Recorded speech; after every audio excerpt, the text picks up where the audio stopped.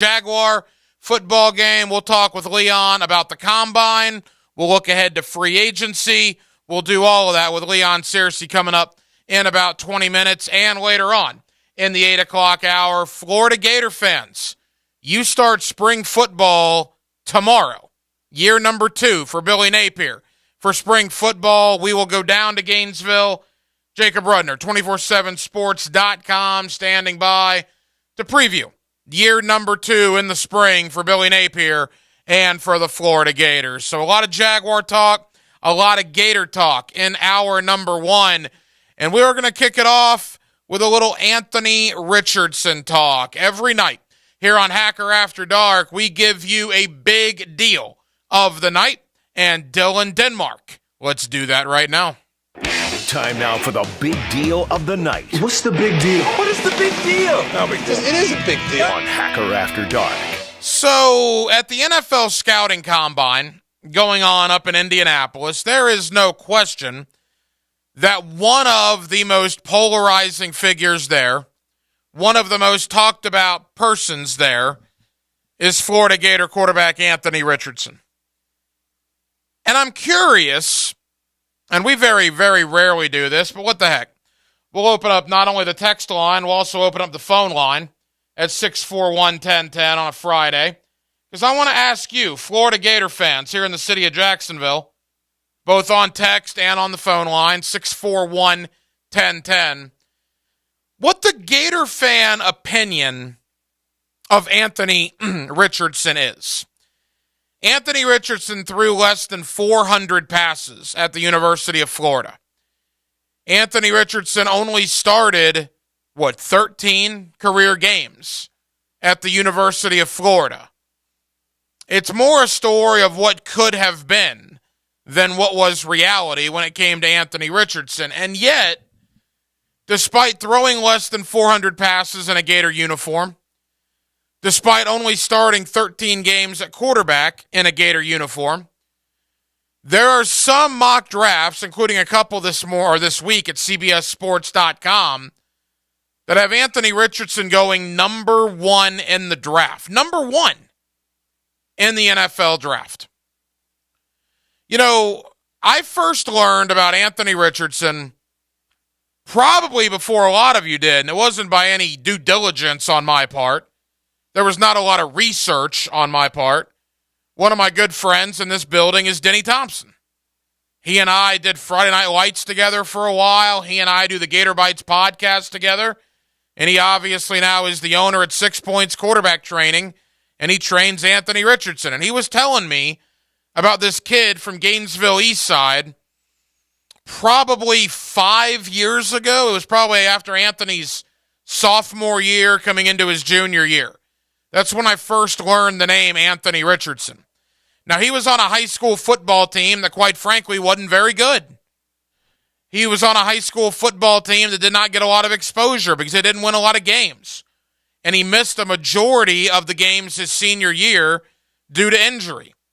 So I don't even know people at Gainesville Eastside really knew what they had with Anthony Richardson. Denny knew, because Denny, again, had been talking to me about Anthony Richardson for 5 years now. And then he goes, first I think he decommitted from Florida, right? And he committed to Penn State, I want to say. And you're thinking, why is a kid from Gainesville committing to Penn State? What is Dan Mullen doing? And then we found out how awful a recruiter Dan Mullen was. But at the end of the day, he did not go to Penn State, obviously. He came to the University of Florida. But he didn't get on the field right away. Remember, it was weird. It was Kyle Trask, and then it was Emory Jones, and Richardson would come in and run quarterback power, and he would come in and do things with his feet, but he never really threw the football. And then for an inexplicable reason, because I think Dan Mullen was either A, listening to the fans, or knew he was out anyway and didn't care, Mullen basically threw Anthony Richardson to the Wolves in 2021 when he made his first career college football start against Georgia. And remember that 2 minutes at the end of the first half in that game? It was horrific. And that was the only game Anthony Richardson started that year.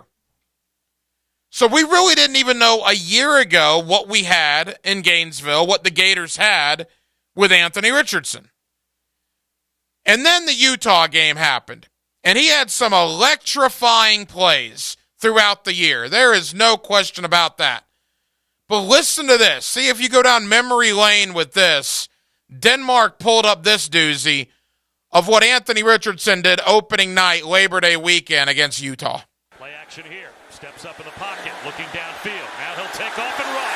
The whole left side of the field, wide open for Richardson. Touchdown!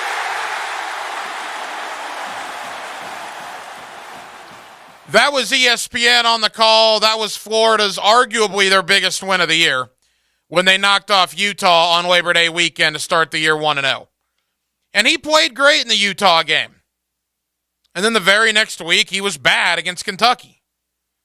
And then he came back and was bad against South Florida. Man, was he really bad against South Florida. But then he went to Knoxville and looked like a Heisman Trophy contender. He also had a great game against Florida State, all things considering. He had no receivers. He single-handedly kept the Gators in that game with his legs. Really the same thing against LSU. But for every good game Anthony Richardson had last year, he had a bad game. It was the ultimate roller coaster season. But again, how does a guy that threw less than 400 passes in college, a guy that had 13 career starts, how is he this polarizing? Will he be an all-pro in 5 years? And Gator fans, you look at yourself in the mirror and be like, my goodness, what a waste. We absolutely wasted an all-world talent. Or will his up-and-down play in college follow him to the National Football League? It's a fascinating story because there is such a disconnect on the thought of Anthony Richardson. You got some folks that cover college football that don't think he's a first-round talent. You got NFL draft people, some of which have him going number 1 in their mock draft. Some group is going to be very wrong. Some group is going to be very wrong about Anthony Richardson. And it'll be very interesting to see who it is. 641-1010 to the phone lines we go. Is this Maven up here on Hacker After Dark? Maven, go ahead. What's up? How are you? Well, I think he ought to be a second, third round pick, period. Now, I assume you're a Florida Gator fan, correct? Hell no. I'm a Tennessee fan. Okay, well, interesting. All right, so from a rival point of view, what do you think of him? Well, he's too inaccurate. To draft him in the first round to sit on the bench for 2 years, that's kind of stupid, I think. So you don't buy the fact that he's being projected in the top 10 by all these mock drafts? Heck no, I don't. Now, just out of curiosity, you guys did beat Florida, so I'm not by any means talking smack to you. Yeah, barely. We kind of let them back in the game, were you but that's usual for us. Were you impressed by Richardson against you guys? Were you impressed by what he did? No, not really. We just let him back in it. All right, fair enough. Very good. They just let him back in it, Denmark. Richardson threw for like 350 yards in that game, but Tennessee let him do that. Look, I appreciate the call, appreciate the feedback. I love the fact that you were not a Gator fan that chimed in on Anthony Richardson. Anthony Richardson played his best game of the year against Tennessee. Florida had absolutely no business being in that game if it wasn't for Anthony Richardson. Now, I'm not sitting here singing his praises, right? I just said earlier, he was awful against South Florida. He was bad against Kentucky. He was bad against Missouri. He did not have a good games last year. The Tennessee game last year was a very good game, in my opinion, for Anthony Richardson. Let's go to Orange Park. Let's get John in on Hacker After Dark. John, go ahead. Hey, diehard Gator fan. In fact, I was born in Gainesville because my dad was attending the school at University of Florida.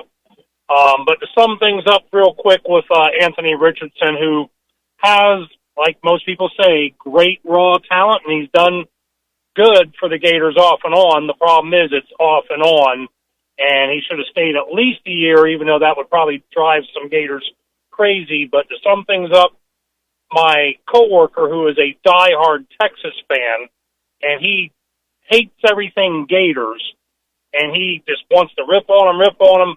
But when I agree with him that Anthony Richardson is probably not going to do that well, that's it. John, appreciate it.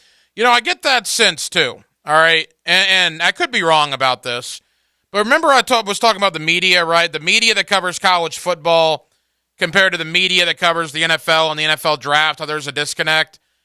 I also get it, Denmark, that there's a disconnect with the fans, right?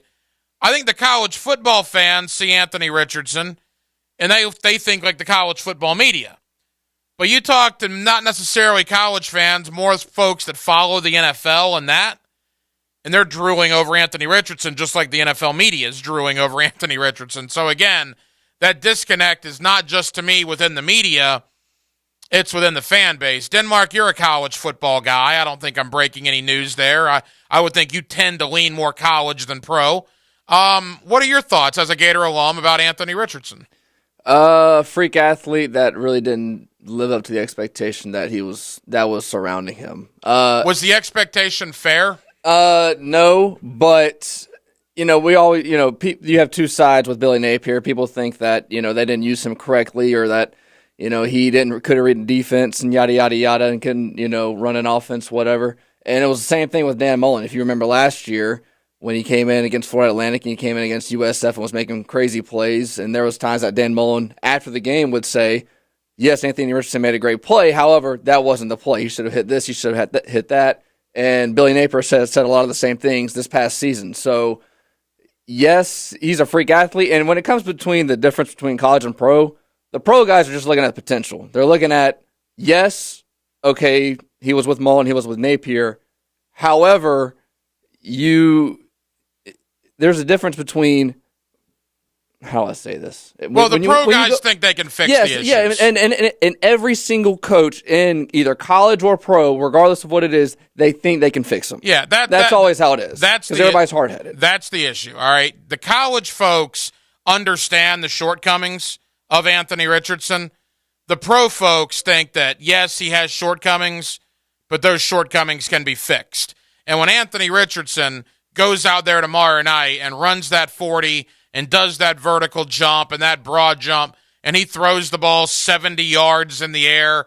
Jason Cole, our guy from Outkick, who we had on earlier in the week, said it best. They will be salivating. They will be drooling over themselves. That's why you already see so many people say Anthony Richardson is moving up, and up in the draft, and it would not surprise me. Look, Chris Trapasso of CBS Sports was the first guy I saw that had Richardson going number 1, had Indianapolis trading up to take him. I don't know if he's going to go number 1, but if he has a good combine, like I believe he will, I don't think he's going to get out of the top 10. Let's go to, Seattle, Washington. How about that on a Friday night? Let's get Caleb in here on 1010XL. Caleb, go ahead. So my take on Richardson is I'm Florida, by the way, but last year make a great throw and then he'd fail an easy one. Mm-hmm. And so for me, I'm wondering if it's more of a mental thing with him, if it's more of confidence. But he only has 1 year of playing time, so I could see it. Caleb, yeah, your cell phone's breaking up a little bit. I got the gist of what you were saying. And that's right. We talk about game positive, game negative. He had 1 positive game, 1 negative game. But Caleb, you're exactly right. It went down to series and even individual plays. Anthony Richardson would make a great play, and literally on the next play, he would throw the ball 7 yards over the guy's head. Here's my one concern about Anthony Richardson, or I should say my biggest concern. They were not going to win the Vanderbilt game on that Hail Mary, all right? But with Anthony Richardson, the game is over in Nashville. You have 1 snap. There are zeros on the clock in the fourth quarter. This is the last play of the game. And he threw it into row G of the stands. And I couldn't get over that, and it's been, 3 months now since that happened. You got to be smarter than that as a quarterback. I mean, the game is over. The time has expired. Once that ball gets caught, gets knocked down, whatever, that is the end of the game. And he threw it 10 rows into the stands. And I was just like, wow, that is really, really bad. But again, an NFL person sees that, and they see the ball went 70 yards. And they say, you know what? We can fix it. We can get him to put more loft on it. We can go do this. We can do that. That's why I'm saying some group of folks are going to be very wrong. Those that think Anthony's going to be a flop in the NFL compared to those that think Anthony's going to be an all-pro. And there's really not a lot of gray area. My one thing for Anthony Richardson, and by the way, I've made no bones about this, I'm rooting for Anthony Richardson. Local kid, Gainesville, University of Florida, all that. And, oh, by the way, my buddy, Denny Thompson, is training him. All right? So I am absolutely rooting for Anthony Richardson. Having said all that, I hope he goes to a team where he can sit for a little bit and not be thrown right in. Because if he's thrown right in, like he was in 2021 against Georgia, that could be bad. I think if Richardson has time to sit and learn a little bit in the NFL, it could be a lot more positive for him. But if somebody uses a high draft pick on him, if somebody trades up and uses a lot of draft capital to get up to take him, they don't want him to sit. They're going to want him to play and play pretty quick. 641-1010 on the phone line and on the text line designed by Lifetime Enclosures. The Jacksonville Jaguars and the rest of the National Football League are checking out Anthony Richardson and over 300 other prospects at the scouting combine up in Indianapolis. From a Jaguar point of view, the Jaguars have the 24th pick in the draft. Free agency begins in 10 days. You believe that? 10 days away from NFL free agency. Let's talk to a man that's lived the combine, that's lived free agency. You hear him on XL Primetime. You also get him here on Hacker After Dark. Former All-Pro, Pro Bowl offensive tackle for the Jacksonville Jaguars, my friend Leon Searcy. We'll talk combine, free agency, Jaguars offseason, and more with Leon next on a Friday night edition of Hacker After Dark. The Players is coming. It's huge for all of us. If you can't make it to the Players, let 1010XL bring the Players to you with Southeast Orthopedic Specialist Leaderboard updates. That's a beauty. Brought to you by J. David Tax Law, Taco Lou, and Renewal by Anderson. Legends of the Billy Joel Band, the Lords of 52nd Street, performing the hits you know and love from Billy Joel. Got a call from an old friend, we used to be real close. Friday, March 10th at Florida Theater.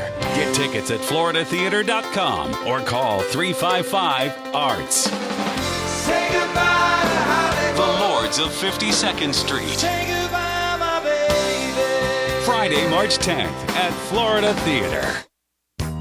Matt Hayes here. Don't go another day putting up with cold showers, clogged drains, or leaky faucets. Call Fenwick Home Services and take care of all your plumbing needs today. Fenwick has technicians standing by to service or replace your old water heater, fix that garbage disposal, repair that leak, replace that plumbing fixture, and clear that drain. Enjoy hot water as soon as today by calling 904-660-0556 or book in seconds at FenwickEasyBook.com. Let's fire up the flavor and ignite those appetites. Let's slow down and smell the barbecue. Because all your favorites are smoked for hours and ready for eating when you are. From our famous ribs to slow smoked pork. Enjoy some perfection by the plateful, safely in our dining room or in the comfort of your home. With curbside pickup, drive-through, and delivery. Sonny's Barbecue, local pitmasters since '68. This date in sports history is brought to you by Southeast Orthopedic Specialists. On March 3, 1983, Pittsburgh Steelers quarterback Terry Bradshaw is admitted to the hospital for surgery to repair his throwing arm under the alias Tom Brady. Life is about choices and the decisions you make. I'm David Robbins with Epstein & Robbins. If you're convicted of a DUI, you'll have to face severe consequences. Walking through the doors of the courthouse or appearing at a bond hearing can be extremely intimidating. Without the right lawyer, you're likely to make the wrong decision. Let our team help you make the right decisions in court. Epstein & Robbins, the right choice. Epstein & Robbins. fighting for your rights since 1975. I like to be active, and as you get older, I know it because I am older. You're more prone to injury, and I could not get rid of the pain. QC Kinetics patient Diane Richardson talking about how a hiking injury left her in awful pain. No one wants to live in pain. I certainly don't want to live in pain. I don't have time for pain. Diane had heard about regenerative medicine, so she called QC Kinetics and started treatment right away. And the results were incredible. I couldn't believe it. I honestly was skeptical, but the pain went from a 10 to a 0. QC Kinetics is the nation's leader in using natural biologics, healing properties from your own body to restore and repair damaged joint tissue. There's no surgery, no drugs, and no downtime. The result was phenomenal. I mean, I was not feeling any pain. I'm able to do everything that I want to do. If you have pain from arthritis or injury, this may be the solution you're looking for. Call QC Kinetics now for a free consultation. It was a game changer. 904-274-5522. That's 904-274-5522. 904-274-5522. Hey, it's Angela and Brian Wall. How many companies do you know in this day and age that actually want their potential customers to call their competition and get quotes from them? That's what WonderWorld wants you to do. WonderWorld knows there are other window companies out there, but we also know those other guys. When compared to WonderWorld, they can't offer you the quality at the price that WonderWorld can. And with WonderWorld, you get the absolute best guarantee there is in the window replacement business. If anything goes wrong with your new WonderWorld windows, 5 years from now, 10, 15, 50, WonderWorld and I will be there to fix it for you. You get peace of mind with WonderWorld, and to top it off, WonderWorld windows increase the value of your home. So look what you get with WonderWorld. Quality windows, low price, the best guarantee in the business, energy savings, and an increase in the value of your home. A win-win for you. Call WindowWorld today and get your free in-home estimate or see them online at windowworldneflorida.com. WindowWorld, simply the best for less. Thank you for your business. Window World also offers energy-efficient doors and siding. Come to Bowden Eye for all your eye care needs. Hicken here. Did you know that dry eye disease affects up to 60 million Americans? Dry eye disease is known to progress. Dry eye disease is one of the most common but least diagnosed eye conditions doctors see in their patients. Many of us who have dry eye may not even feel it. At Bowden Eye and Associates, visit today for your personal consultation. Keeping the First Coast focused. Bowden Eye and Associates. New location now open off County Road 210 in St. Johns County. This 1010XL 92.5 FM hour is powered by Anajar and Levine Accident Attorneys. Call 1-800-747-FREE. That's 1-800-747-3733. Hacker After Dark on 1010XL. Now, hello. Another great guest on the Farah and Farah phone line. Brought to you by the Accident Attorneys at Farah and Farah. Back here on 1010XL and 92.5 FM in the city of Jacksonville. We are glad you are with us. And just like that, the month of March has arrived. The scouting combine going on up in Indianapolis. NFL free agency less than 2 weeks away. Let's talk to a man that, well, knows about both of those in a big way. Former first-round pick of the Pittsburgh Steelers. You hear him every day on XL Primetime. That, of course, is my buddy, former Jacksonville Jaguar Pro Bowler, Leon Searcy. Leon, how we doing, man? Doing good, bro. Doing great. Leon, always good to hear from you. Thank you for taking time out. All right, so coming up here in the next 3 to 4 days, they're getting on the field. They're doing drills. They're participating in front of the scouts, and they're trying to make a future for themselves for the next 10 years. You did this at the Combine and at all these all-star games in the draft process. What's going through the mind of these 300-plus prospects up at Indianapolis as they get ready to hit that field here in the next couple of days? Well, what's going through your mind, Hack, is the fact that this is where you earn or burn your money. All right, and, I've never been a big fan of the Combine because it's like a talent show. Some people don't test well, and it's a lot of stress on these guys to go out there and perform in front of these scouts, these GMs, and these coaches. I'm a proponent of, hey, watch my film, watch how I play during the season. Watch how consistently I was as a player outside of taking me to an isolated place where you're going to be poked and pronged and you're told to run through these specific drills. Now, you've got to do it because it's projected that you do the Combine because it affects your stock, your draft stock based upon the your flexibility, your mobility, your speed, your accuracy, all those kind of things are in play. So it's going to be a competition. These guys are going out there to compete, not only against themselves to try to outperform their personal best. They're also out there competing against guys who may be rated a little higher than them. And these guys know, trust me, these guys know who the top dogs are and where they need to move and maneuver to get themselves ranked higher than the guy that's in front of them. Because I was the same way. You know, when I came out in 1992, I was the number 1 guard in the country, but I was the number 2 tackle in the country, and that offended me. Believe it or not, that offended me. I was the number 2 tackle in the country behind Bob Whitfield. So I made sure that I was in the drills that Bob Whitfield was in to make sure that whatever he did, I'd outshine him. And for the most part, I did. Yeah, well, former Jaguar, by the way, Bob Whitfield, at the very end of his career, Yes. spent a year here in Jacksonville. You know, Leon, we're going to turn on the TV over the next 3 days, and we're going to watch these guys do all the drills for the cameras. But a lot has already gone on this week. What do the fans not see? What has been the process leading up to here at the end of the week? What has been going on that the cameras don't show? Well, what the fans don't see, the interesting thing is that there's a lot of mental gymnastics that's going on at the combine that they're not allotted to seeing. These guys are doing interviews. There's not only mental, well, I'm going to start with the mental gymnastics. There are scouts, there are assistant coaches, GMs who are dissecting these guys to first and foremost see if they love football. Do you love the game? Because you got to remember, these guys are going to be millionaires. And so the organization wants to make sure that when I give you this boatload of money, that you just not your play and your desire and your passion for the game goes away. So they're going to ask you all kinds of questions about your upbringing, you know, your family life. What do you enjoy doing? What do you do socially? Have you got any issues? I mean, because, you know, they're making tens of millions of dollars of investing money into these players. So they want to make sure these guys are not only equipped physically to play the NFL at a very high level, but they're also equipped mentally to deal with the rigorous task of being an NFL football player. Former Jacksonville Jaguar Pro Bowl offensive tackle Leon Searcy here with us. You hear him every day on XL Primetime, and he's always kind enough to join us here on Hacker After Dark. Leon, you did this. You were a first-round pick, number 11 overall, I believe, in 1992.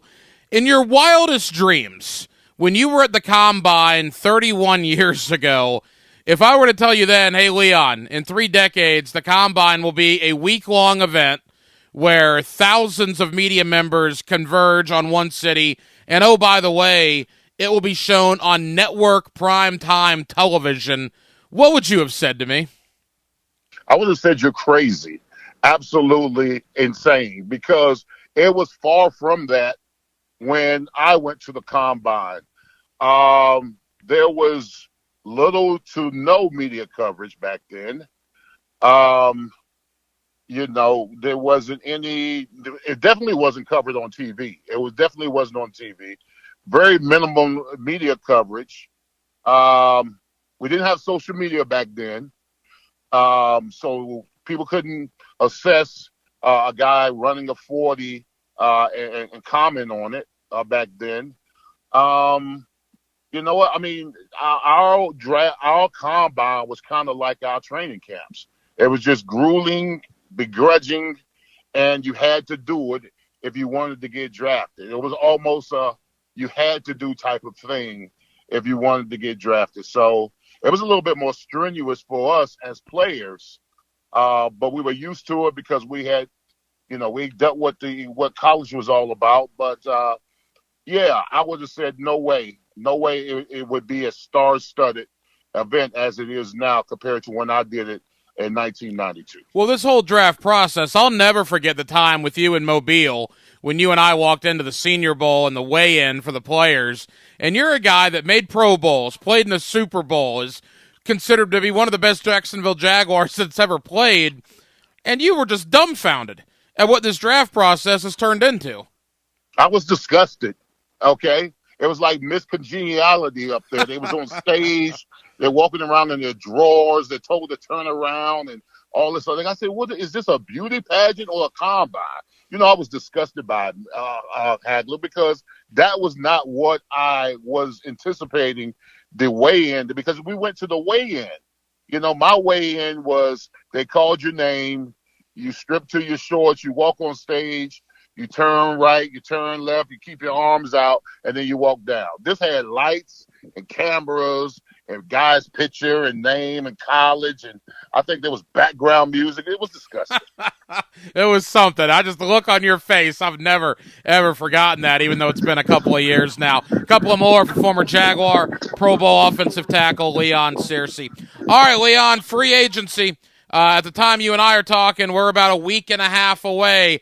Take us through it. You know, if you're Evan Ingram, if you're Jawan Taylor, if you're Arden Key, if you're any of hundreds of free agents that are going to hit the market here in about a week and a half, what's going on mentally? Or how are you in daily communication with your agent? Are you getting the info coming in all the time as to what people are saying? Or are you just trying to stay busy to occupy your time and not worry much about it? No, well, here's my notion because I can remember with someone, my agent back in the day, he told me, Drew Rosenhaus told me, nice guys don't get paid. He said that we've got to, because when I was leaving Pittsburgh, I initially wanted to stay in Pittsburgh. All right. I gave Pittsburgh the first notion to pull the switch to get me paid in Pittsburgh. And Drew had to get me off of that spot. He said, listen, you've got to make the organization feel that you're as uncomfortable as possible. As much as you love playing there, if they feel comfortable that you're not going anywhere, you're not going to get paid. So that's what we did. We talked to other teams. You know, I don't know if there's a tampering law that's going on right now where you can't talk to other teams. But let me tell you something. They're talking to other teams. Okay, they're talking to other teams, and they're whispering in their ear, "Hey, listen, when this thing hits, hey, get ready." And Drew was doing the same thing. He was talking to teams. Hey, listen, Pittsburgh's and the teams that they were talking to. I remember the teams specifically. There was Philadelphia, there was San Diego, there was Miami, and there was Jacksonville. And we would let them know, hey, listen, all the teams were asking, is Leon locked in there? Would he want to move? And this is not. And the answer that Drew gave them was yes, yes, and yes. Even though I wanted to stay in Pittsburgh initially, he had to tell them, listen, Leon's ready to bounce. And if you really want to be with the team, you've got to make them feel uncomfortable about keeping you. Because if they feel comfortable that you're just going to stay, then you're not going to make any money. You got to let them know that if I hit the free agent market, I'm out of here. And it's unfortunate that you got to act that way, but that's just about the business of being in the business of football. So when it comes to Jawan Taylor, Arden Keys, Evan Ingram, as much as they want to be Jaguars and much as a phenomenal year that all three guys had to help us kind of resurge Jacksonville Jaguars as one of the teams to have to beat in 2023, they've got to make Jacksonville feel that, listen, I need a deal done or I'm going to bounce. Final moments here with Leon Searcy. Leon, let's go rapid fire. A lot has happened with the Jaguars since the last time you and I talked. Your reaction to Roy Robertson Harris not only not being a salary cap casualty, but getting a new 3-year, $30 million extension. You know, I'm comfortable with the decision to sign Roy Robertson Harris, especially down the stretch. Now, you know, he was a disappearing act for the mass majority of the time at Jacksonville outside the last part of last year's season. Down the stretch, I think he was disruptive. He was a space mover. He was a tackle for loss guy, a quarterback hit guy. He came into his own leadership-wise with a young, very vulnerable defensive front. So, I mean, yeah, I'm comfortable with the fact that they're keeping their core guys together. Yeah, I don't have a problem. But see, I'm going to have to see more of what I saw down the stretch moving forward. And I think Jacksonville is comfortable with the fact that this guy maybe for a year and a half didn't play, you know, up to par. but now he's got his mojo back, and maybe he's going to give us a lot more what we saw in the second half of the season for the next remainder 3 years. He's going to be a Jaguar. Leon, in regards to Jawan Taylor, a position that you know very well, the word is 16 to 17 million is going to be what he could get on the open market yearly. Is he worth that? Would you pay that?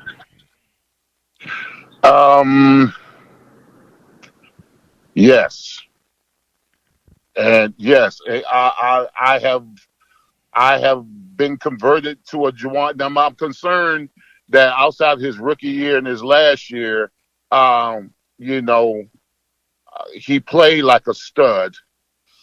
But I'm gonna tell you what I would do, and it's not going to be popular what I'm going to say. I will wait till Cam is healthy, cut him, move Walker to left and him at right, and the money that you spend on Cam, you giving it to Jawan by cutting Cam at the beginning of the season. Interesting. All right, well, that's the first time I've heard somebody say that. Let me ask you as we wrap up. If Jawan leaves in free agency, Cam comes back at left tackle, Walker Little at right tackle, are you comfortable with that? Not really, but I mean, everybody is assessing that if you just move Walker to right tackle. I don't think he's a right tackle. And listen, just not historically, but just from my dealings with right tackles and left tackles, most left tackles want to play left tackle. They don't want to be moved to right. Most right tackles don't want to be moved to left. I mean, it's just you're a lot more comfortable being who you are instead of having to be something else. So, I mean, I know that's a lot of people saying, well, if Javon leaves, we just move Walker to right and move Cam back to left. And will I be okay with it? Yeah, I guess I will. But I don't know. What I saw down the stretch with Walker at left and Jawan at right was a lot more appeasing to me than it was early on in the season when they struggled. Leon, final question. If Evan Ingram gets the franchise tag, which is certainly a possibility, is he going to be okay with that? No. No player is comfortable with the franchise tag. I don't even know why they collectively bargained for that. They gave the owners all the power in play to franchise, because my notion with the franchise tag is that you give the ownership and the organization more time when they had all season to determine whether they wanted to sign a guy or not, and the guy having to go through a season unprotected contractually where he could get hurt and lose money. I mean, all the burden, the burden is on the player, not on the organization. And that takes away that burden. I mean, when you franchise tag him, now you limit his ability to go into the free market. And if you wanted them out of the free market, you would have paid them before the season started or during the season or when after the season. It just, in my opinion, it just gives the ownership more time, and then, it limits the player's ability to hit the free market, which they usually like to do, and see what their market value is. And always be pro player. And we'll know about that franchise tag with Ingram in just a couple of days. The deadline is Tuesday, March the 7th. Leon Searcy, always appreciate you, my man. Thank you very much. Let's talk again after free agency. We'll see how the Jaguars fared. All right, bro. There you go, Leon Searcy. You get him every day on XL Prime Time. He's always kind enough to join us here as well on Hacker After Dark. And, he made an interesting point. And I did this, and as a result of chatting with Leon, I put a poll question up earlier. 200 people voted in it.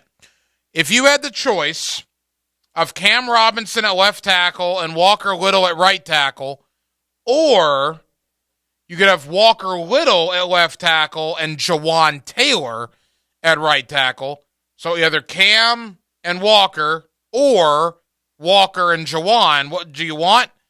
200 people voted, so let's see, 69% said Walker and Jawan. 31% said Cam and Walker. I don't know if that's going to happen, but I can tell you that to me sounds like a better option, right? I mean, Jawan Taylor has been injury-free his entire career. He started every game in his 4-year career. Walker Little had an ACL in college, but he's been healthy in the NFL in 2 years. Cam Robinson's entering year 7. He's got an ACL in his past and now a torn meniscus. And you just wonder at some point, will Cam Robinson continue to be the player that he's been? I liked what I saw from Walker Little at left tackle and Jawan Taylor at right tackle. That's when the Jaguars really went on that winning streak. Look, I think Cam Robinson's a good player. And I'm not saying they went on the winning streak because Walker went in there for Cam, but they certainly didn't lose a beat when Cam left, I guess is the point. Cam left at the end of that Dallas game, and that was the second of those 6 consecutive wins. They won 4 in a row with Walker in there at left tackle, including the AFC South Championship game and including the playoff win against the Los Angeles Chargers. So it'll be interesting to see what happens. As we know, it does certainly appear Evan Ingram will be getting franchised. By the way, franchise tags reportedly coming all over the National Football League. Daron Payne in Washington, Evan Ingram here in Jacksonville, and today it appears Josh Jacobs in Las Vegas and Tony Pollard in Dallas. A couple of running backs will both be franchised if long-term deals cannot be reached by next Tuesday, March the 7th. More on the Jaguars, more on NFL free agency. That comes up in the 9 o'clock hour. Coming up next, Florida Gator fans. Tomorrow, your Florida Gators are on the football field. Spring football. Spring practice number 1 as the spring season. Number 2 for Billy Napier commences. Graham Mertz, Jack Miller. Who's the quarterback? What about some of the returning guys? What are some of the storylines going into spring ball down in Gainesville for the Gators? Jacob Rudner, 247sports.com. He's one of our guys in Gainesville. He joins us next. Hacker After Dark on a Friday night. Let's talk Florida spring football here on 1010XL and 92.5 FM. Your home for Gators Hoops is 1010XL. It's the last regular season game for the Gators. Florida LSU. Saturday night at 6 on 1010XL. Concrete floors don't have to be ugly and hard to clean. Whether it's a garage with cracks, tire marks, and failed epoxy, or any concrete surface that isn't beautiful and maintenance-free, Shark Coatings will transform it. Our coating and warranty are stronger, more durable, and longer lasting than any other on the market. And because Shark Coatings is 100% UV stable for life, it's perfect for any concrete surface outside as well. Shark Coatings will let you reclaim those wasted hours spent pressure washing your driveway, patios, and walkways. Hit us up on social media or call 904-519-5055 to set up your free estimate today. The Players' Championship is back March 7th through 12th at TPC Sawgrass. Experience our gold standard as the PGA Tour's best players take on the iconic Island Green. Bring your friends and family to enjoy bites from your favorite local restaurants and purchase the latest championship gear in the expanded fan shop. Plus, don't miss country singer-songwriter Riley Green performing live at Military Appreciation Day on Tuesday, March 7th. Purchase tickets at theplayers.com. For adults with moderate to severe plaque psoriasis who are candidates for systemic or phototherapy, now there's Skyrizi, Risankizumab Rizza, a prescription-only 150 milligram injection. With Skyrizi, 3 out of 4 people achieve 90% clear skin at 4 months, and Skyrizi is just 4 doses a year after 2 starter doses. Nothing in me go hand in hand. Nothing on my skin, that's my new place. Nothing is everything. Don't use if allergic to Skyrizi. Serious allergic reactions and an increased risk of infections or a lower ability to fight them may occur. Before treatment, your doctor should check for infection and tuberculosis. Tell your doctor if you have an infection or symptoms, such as fever, sweats, chills, muscle aches, or cough, or if you plan to or recently received a vaccine. With Skyrizi, you could achieve 90% clearer skin. Ask your doctor about the #1 dermatologist-prescribed biologic in psoriasis and visit Skyrizi.com or call 1-866-SKYRIZI to learn more. Are your kids ready to play this summer? Come check out the Y. Summer is a time for kids to explore new things and expand the limits of their imagination. At the Y Summer Camp, every day is a new adventure. Kids can learn about STEM, arts and humanities, athletic sports, outdoor games, and more. Registration is now open, but space is limited, and spots are filling up quickly. Learn more and find your adventure at fcymca.org. Search Summer Day Camp. It's more than downtime. I love this game. I live this game. It's time to put together a plan. I want winners out on the field. The off-season on 1010XL is driven by Tire Outlet. Wholesale prices, premium service. Jacksonville has some junk. J-Dog is removing it. They're here to do the dirty work. You don't want to remove and dispose of large furniture or appliances yourself? Call J-Dog. Here now proudly serving you, removing junk from your home or business. They can even handle small demolition projects, and they're still donating local items to veterans in need. So let J-Dog do the dirty work for you. J-Dog Junk Removal. Veteran-owned and operated. JDog.com. This is Keith Catlin for Catlin Truck Accessories, and we are so blessed to be in business for over 100 years. Over 100 years of the best product and customer service means you can count on Catlin. From Roll-and Lock bed covers to Lear toppers to Cam Locker toolboxes, Catlin Truck Accessories has you covered when it comes to your truck or van. We do those too. Got a fleet of vehicles? We can outfit them all. Who can you count on? Count on Catlin. One name, one location, 100 years. You can count on Catlin. Serving the First Coast for over 20 years, Instant Keys offers honest, professional locksmith service for the replacement of lost, stolen, or broken keys and remotes. Get dealer-level service at a fraction of the time and cost. Call Instant Keys, 722-1111. Adamak Harley-Davidson of St. Augustine invites you to Bike Week, March 3rd to the 12th. Enjoy live music Friday, Saturday, and Sunday each weekend. The Harley-Davidson demo truck will be on location the 3rd through the 5th, where you'll be able to test ride the brand new 2023 models. Enjoy food, drinks, vendors, and more. Come on by to check out the huge selection of inventory and get special Bike Week financing. All at Adamak Harley-Davidson in St. Augustine. For more info on Bike Week events, visit AdamacHarley.com. Denny Thompson here. If you're like me, you want your TV room or man cave to look and sound amazing. Football blasting with multiple TVs. But you're probably not sure how to get there. Well, do like I did and call Tyson Sound and Security. Whether it's TV mounts, home theater systems, setting up the best surround sound, they'll hook you up and make you look like a pro, and it may not cost as much as you might think. Call today and have them assess your TV room or man cave. Tyson Sound and Security, security and automation expert. David here with Royal Pest Services. That grass is waking up from its winter nap. Royal is close to applying products that help bring it out of that dormancy. Our granular aeration allows treatment to get to the root system. Visit RoyalPestServices.com to schedule a free estimate.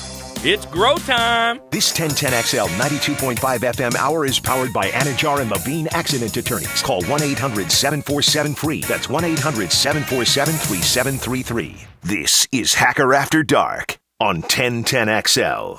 Now, another interview on the Farah and Farah phone line. Brought to you by the Accident Attorneys at Farah and Farah. Back here on 1010XL and 92.5 FM in the city of Jacksonville. We are glad you are with us. You know, don't look now.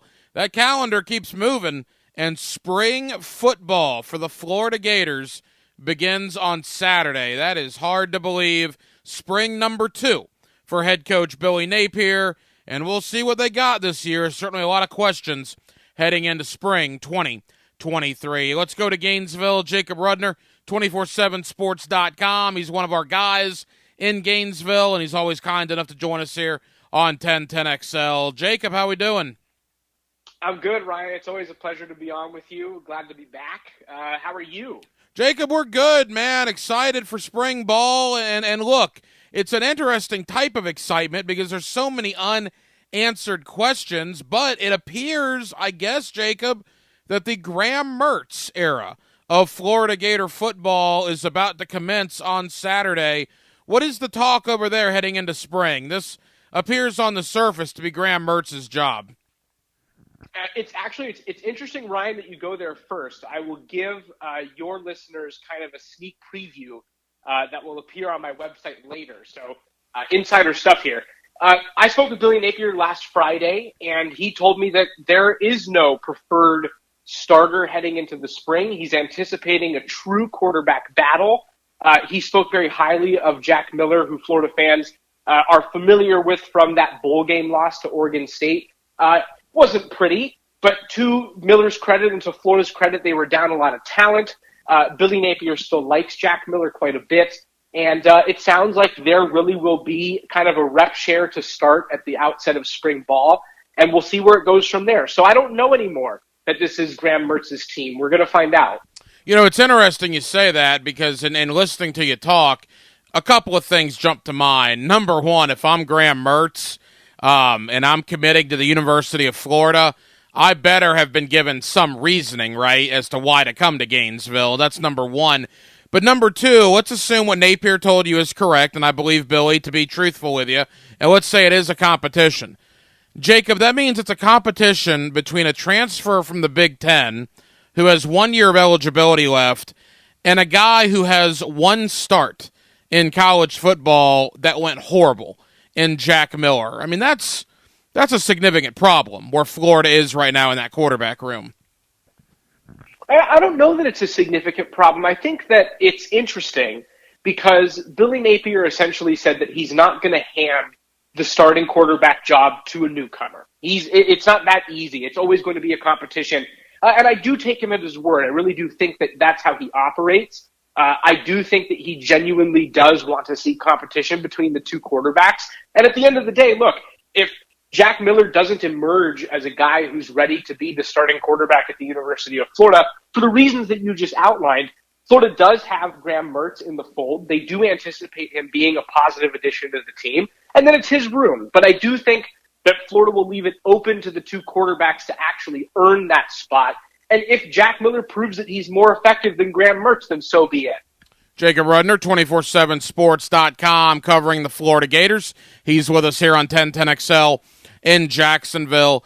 Jacob, maybe I'm overthinking this. You tell me, but you mentioned two guys there, Jack Miller and Graham Mertz. We know Max Brown is the other guy on scholarship, the third quarterback, but he's busy with baseball right now, so who knows how much he's even going to participate in the spring. It's the competition between those two, absolutely. But is there a competition with an unknown guy, meaning that if neither Miller or Mertz really prove themselves in spring, then Florida's got to go out in the May portal and find somebody, do they not? Well, I think that that's going to happen either way, Ryan. Billy Napier told us a couple weeks ago that the plan is to add a fourth scholarship quarterback to the room before the start of the season. He said that his team should operate with no fewer than 4 scholarship quarterbacks at any given time. They currently have 3, you named them, Graham Mertz, Max Brown, and Jack Miller. So they'll need another quarterback regardless. Whether or not they take somebody who's more of a project type, younger, 3, maybe even 4 years of eligibility left, depending on their situation, somebody that they can develop, or somebody who's more ready to step into a starting role remains to be seen. But we can already guarantee without question that Florida will attempt to add another quarterback via the transfer portal. Jacob, no matter who the quarterback is, man, they got 2 really good running backs on that roster, and Montrell Johnson and Trevor Etienne. My concern is, I suppose, the offensive line last year. A lot of those guys are gone, right? Osiris Torrance and Garage are going to the draft. We know Ethan White transferred. Tarquin's gone. So a lot of the big uglies on the O-line have left the program, either to graduation or transfer.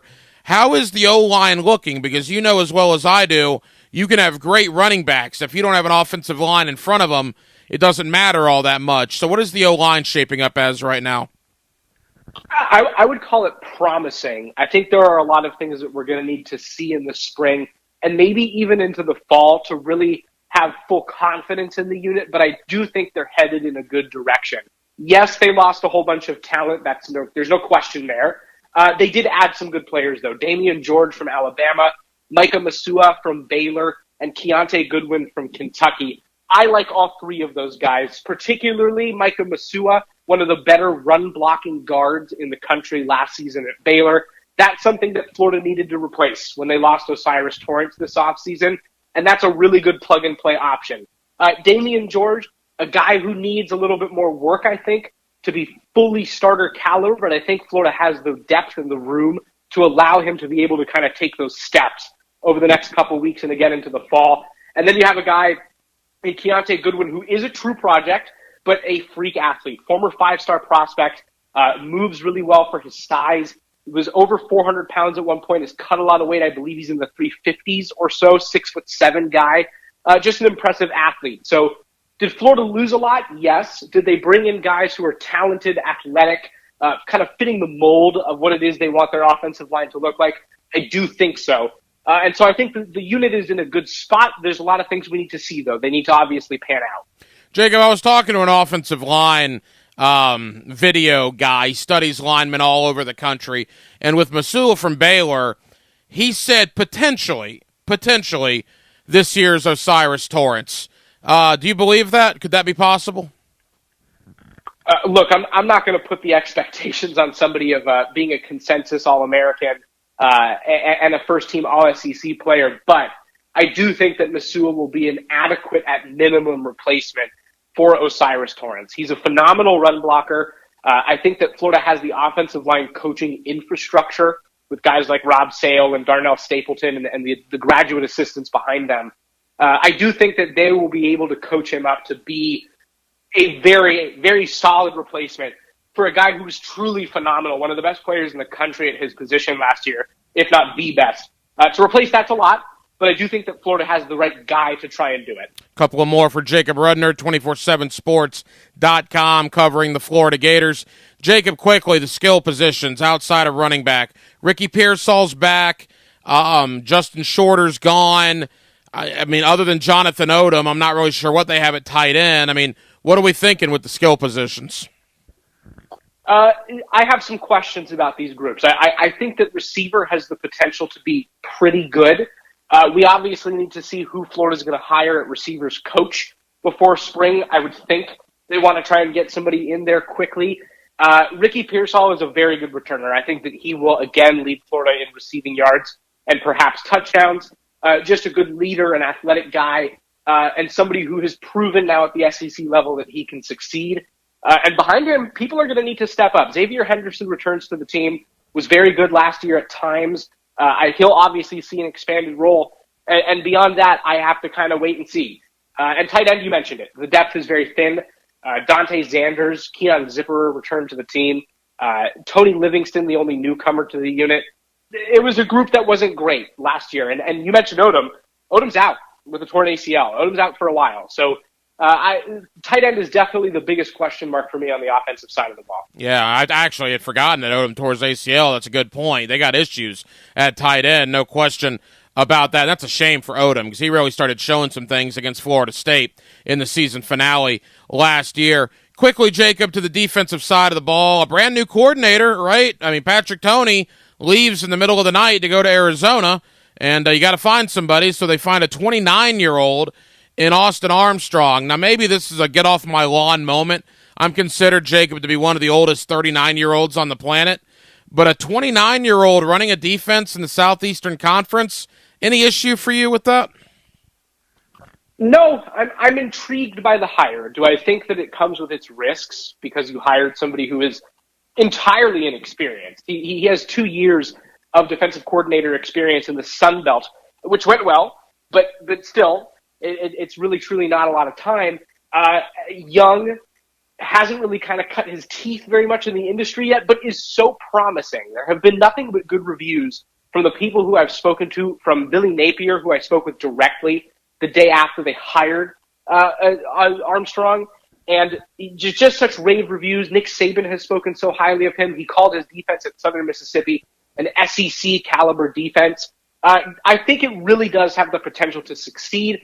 And if it does, think about what Florida just did. Brought in a young, potentially relatable coach for recruits, somebody who they can look at as more of a peer than such a, in a coaching role, somebody who can really be a friend to them when needed. And that matters in recruiting. That helps you establish connections. And so, look, is it a risk? Sure. It comes with its risks to hire somebody so inexperienced. But if it works out, if it does pan out the way Florida sees it possibly could, I think it's a great hire. Jacob Rudner, 247sports.com. Jacob, as we wrap up quickly, 3 coaches leave a week and a half before spring football.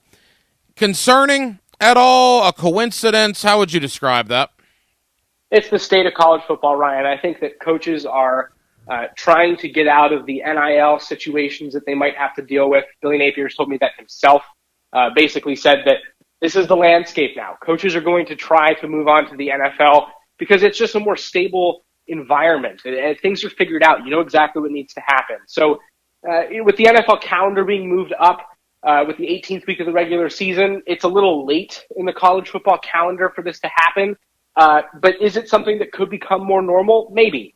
we're going to have to wait and see. I'm not alarmed by it, but I do think that we need to see who they replace the lost coaches with at this point. All right, Jacob, finally, earlier this week, Florida, who's had a bad basketball season, not all their fault. The injury to Castleton basically ended the year, yet they circled the wagons and went up to Athens and beat Mike White, and Todd Golden sweeps Mike White his first year in Gainesville. That was probably a little ointment on the wound, right? Not the year everybody wanted, but the fact that Todd Golden did beat Mike White twice, that's got to make Florida basketball feel at least a little bit positive going into the offseason. There's no question. It's always good to beat your rival twice. That's the bragging rights count for something, and so that absolutely matters. I think that was a good way to kind of embark on the end of the season for Todd Golden, which, like you said, has not gone exactly to plan. It hasn't been a perfect year, be it sometimes coaching-related things, unfortunate injuries, taking down parts of the team. It's been a difficult season. I personally, and I said this, I believe, last time I was on the show with you, I think that you look at things like the win over Tennessee, the wins now over Georgia, the Mississippi State win on the road is a good one in hindsight.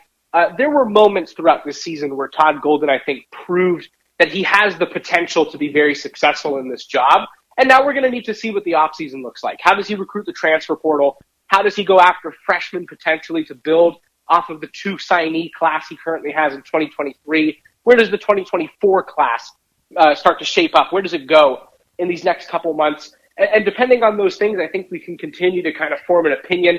But I like the way that Florida has started, and it's a nice bow to put on the season to sweep the rival Georgia. Jacob Rudner, 247sports.com, covering the Florida Gators. Jacob, appreciate the time to check out Jacob's work. Head on over to 247 Sports, the Florida Gator page. Always thank you, Jacob. We'll talk again soon, bud. Always good being on, Ryan. Thank you again.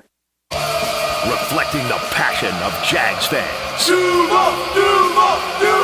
This is 1010XL, home of the Jaguars. Attention car buyers, you in the market for a new vehicle? Are you noticing the markup on vehicles on dealers' lots? Well, not the case at Key Buick GMC. We never have markups on our vehicles. Come in today and ask for Derek or Steve.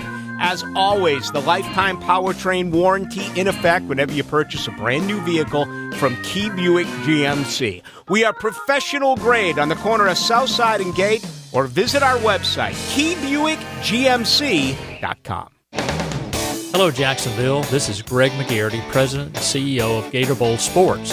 The TaxSlayer Gator Bowl game and events have been a Jacksonville staple for more than 75 years. We support more than 4,200 local youth annually through Gator Bowl charities. Gator Bowl Sports is a perfect way for local companies and individuals to get involved. We'd love to meet with you and talk about how you can join our team. If you'd like to learn more, contact us at 798-1700, 798-1700. Mike Dempsey here for Dandy Foods, and happy to report that Dandy has some brand new goodies, and they're only available at select Gate stores around town. 5 delicious new breakfast items to start your day off right. Fresh buttermilk biscuits, flaky croissants, French toast, maple waffles, all matched up with country sausage, ham, or bacon, fried eggs, and cheddar cheese. Breakfast is the most important meal of the day, so go out and make yours a dandy just a little bit earlier tomorrow. Got that hometown flavor creeping up on you, yeah. Now is the perfect time to make sure your home is protected from storms by scheduling a complimentary roof inspection with Universal Roof and Contracting. Protect your biggest investment, your home.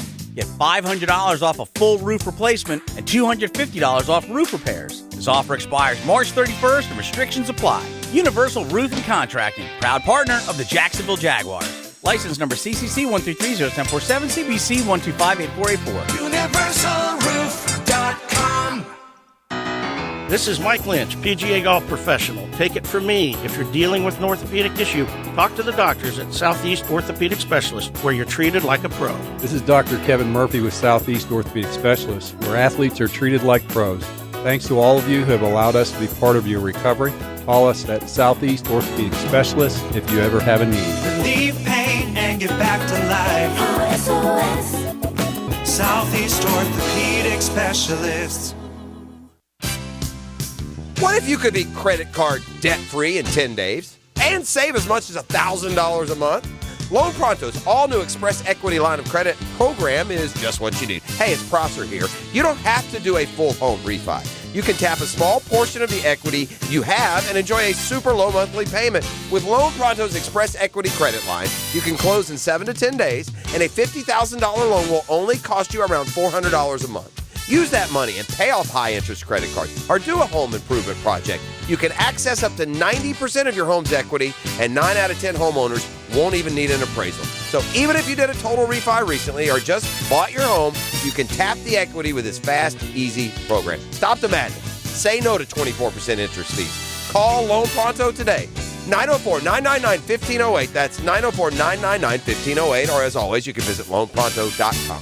Equal housing lender, NMLS 1661781, subject to lender approval. The flagship station of the Jaguars. WJXL AM Jacksonville Beach. WJXL FM Jacksonville Beach. Coming through in the clutch. David Garrard for Clearwater Seamless Gutters. You all know Clearwater installed my sprinklers, but recently John Haney's Clearwater Gutter Division installed beautiful 6-inch seamless gutters for my home in Jacks Beach, and they work great. Dave, that's awesome to hear. Now jump in. We're fixing to sing. Clearwater irrigation. We can't sing a lick, but we sure are good at sprinklers. And drainage, too. New and pre-owned firearms are always in stock at Beach's Jewelry and Pawn in Jacksonville Beach. Want a new sidearm or rifle? Brands like Kimbar, Smith & Wesson, Sig Sauer, and Beretta. No lines, no hassle. Beach's Jewelry and Pawn in Jacks Beach. Mark Watson for Hardball Creative, letting you know that Hardball has cooler promotions,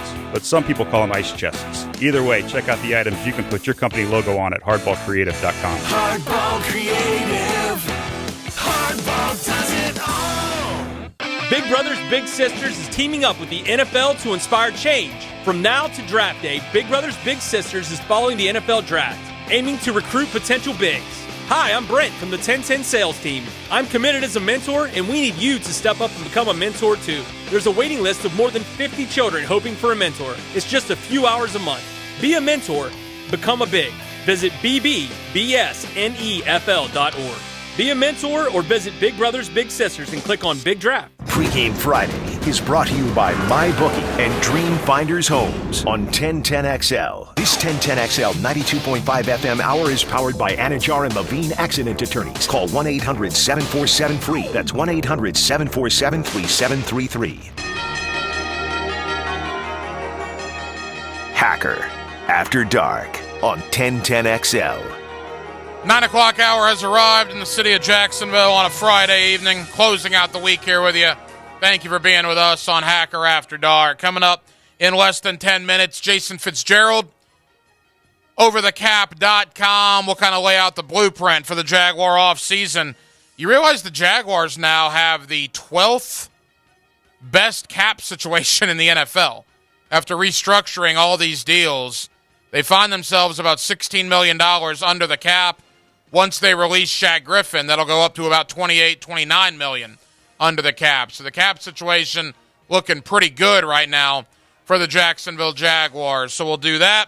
Also, Andrew Gibson of the Frangie Show, he's got another River City Hardball program coming up on Sunday.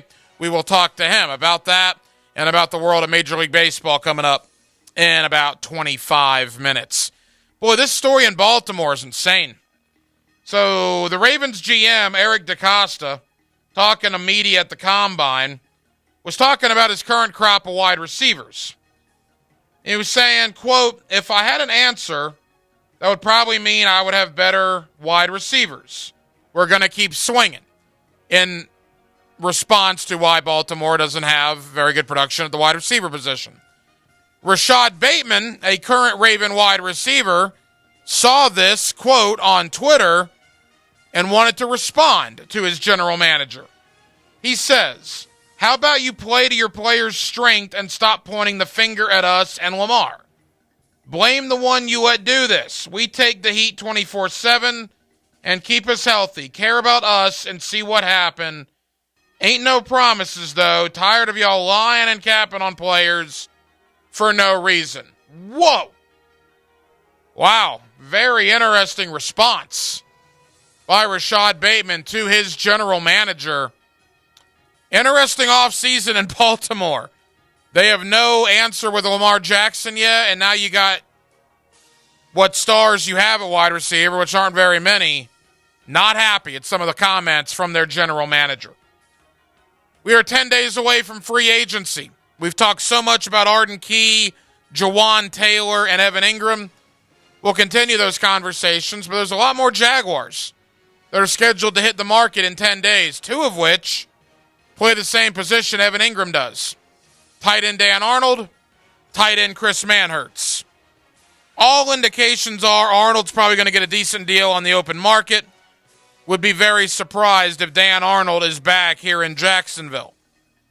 Chris Manhertz, older player, be one of the older veterans on the team here in Jacksonville.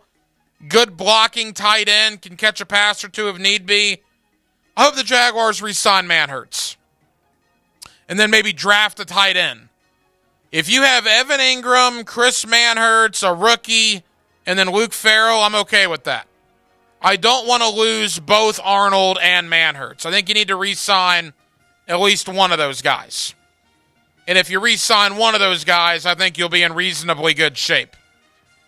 Quickly, how about this story out of New York with Daniel Jones? Reports out that he and his camp, his agent, are looking for contract in excess of $45 million a year. For Daniel Jones, reportedly, the Giants have offered a contract in the range of $35 to $39 million a year. Again, for Daniel Jones, imagine what Trevor Lawrence is going to cost.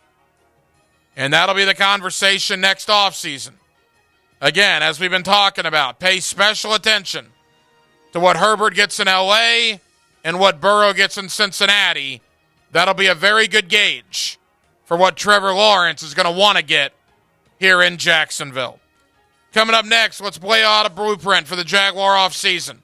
Overthecap.com is the website. Jason Fitzgerald is the founder.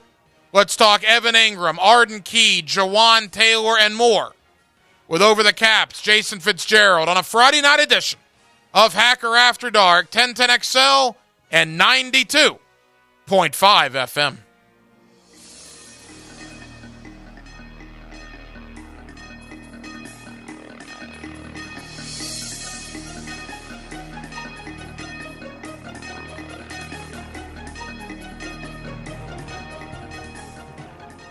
The home of Jacksonville University sports. It's JU Dolphins men's lacrosse versus High Point. Saturday night at 6 on 1010 AM. Hun, the drain really smells. Yeah, wow, it does. I think it's getting backed up. What should we do? Did you just quack like a duck? Yes, I did. Duck Duck Rooter, your plumbing pros in Northeast Florida. Need help with a plumbing issue at your home or business? Just call the Duck. When you're stuck, call the Duck. 904-862-6769. I'm Taylor Rose with our Remedy Staffing Westside office off of Normandy Boulevard. We are helping great people find great jobs. Remedy has helped some of the best employers in Jacksonville find talented job seekers like you for over 25 years. Our current job openings range from entry-level distribution center pickers to equipment operators. Apply today at remedygoodjobs.com. Don't wait. Apply at remedygoodjobs.com now. Years ago, when Harrell & Harrell was growing, we had a decision to make whether we were going to grow into the state or even beyond. And we decided that we were going to stay here in this community in Northeast Florida. That it's staying here and not looking at where's the next place that we can go or how can we get bigger, because bigger is not necessarily better. This is our home. This is where our families are. This is where our friends are. And this is where we're going to stay. Offices Jacksonville. The saga continues worldwide. The legends of hip-hop and icons of New York, Wu-Tang Clan and Nas present New York State of Mind Tour 2023. Wu-Tang Clan and Nas live in concert in Jacksonville. Daly's Place, Saturday, September 23rd. Wu-Tang Clan and Nas. Get tickets now at Ticketmaster.com. You can't go inside your home team's locker room, so Jags beat reporter Hayes Carline goes there for you. Work on three, 1, 2, 3. Hayes Carline here. Find my blog at 1010xl.com. Brought to you by Roland Reach Plumbing, where quality and experience count. Monahan Jewelers is Jacksonville's source for fine jewelry and certified diamonds for 45 years. Have confidence knowing that you're buying the highest quality diamond at the best price. Monahan's has the inventory of several jewelry stores in one location with unbelievable prices. Diamonds, gemstones, and gold jewelry for every budget. At Monahan Jewelers, expect a huge inventory, great prices, expert jewelry repair, and fantastic service. Visit us at MonahanJewelry.com or call 246-GOLD for Monahan Jewelers in Atlantic Beach. Instant Keys specializes in replacement of lost, stolen, or broken keys and remotes. Serving the First Coast for over 20 years, Instant Keys provides expert service for nearly every foreign and domestic vehicle, including most luxury models. So don't be intimidated by today's high-tech automotive keys. At Instant Keys, you get dealership-level service at a fraction of the time and cost without the dealership hassle. For honest, professional locksmith service, call Instant Keys today, 722-1111. This is Hayes Carline for Kingfish Pest Control, a local family-owned business that specializes in pest, termites, mosquito, and rodent prevention. I tell you what, when I got my new home, I had to put on my reporter's hat, find out who really is the best, and it turns out there's no competition. Kingfish provides exceptional service and treats me like a valued customer, not just an account. That's why I wholeheartedly recommend Kingfish Pest Control, proud partner of the Jacksonville Jaguars. Are your kids ready to play this summer? Come check out the Y. Summer is a time for kids to explore new things and expand the limits of their imagination. At the Y Summer Camp, every day is a new adventure. Kids can learn about STEM, arts and humanities, athletic sports, outdoor games, and more. Registration is now open, but space is limited, and spots are filling up quickly. Learn more and find your adventure at fcymca.org. Search Summer Day Camp. Jacksonville has some junk, and J-Dog is removing it. They're here to do the dirty work. You don't want to remove and dispose of large furniture or appliances yourself? Call J-Dog. Here now proudly serving you, removing junk from your home or business. They can even handle small demolition projects, and they're still donating local items to veterans in need. So let J-Dog do the dirty work for you. J-Dog Junk Removal. Veteran-owned and operated. JDog.com.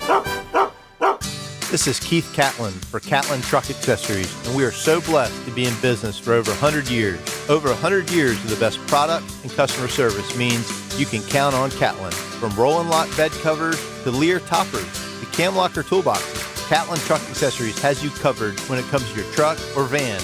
We do those too. Got a fleet of vehicles? We can outfit them all. Who can you count on? Count on Catlin. One name, one location, 100 years, you can count on Catlin. This 1010XL 92.5 FM hour is powered by Anajar and Levine Accident Attorneys. Call 1-800-747-FREE. That's 1-800-747-3733. Now, another interview on the Farah and Farah phone line. Brought to you by the Accident Attorneys at Farah and Farah.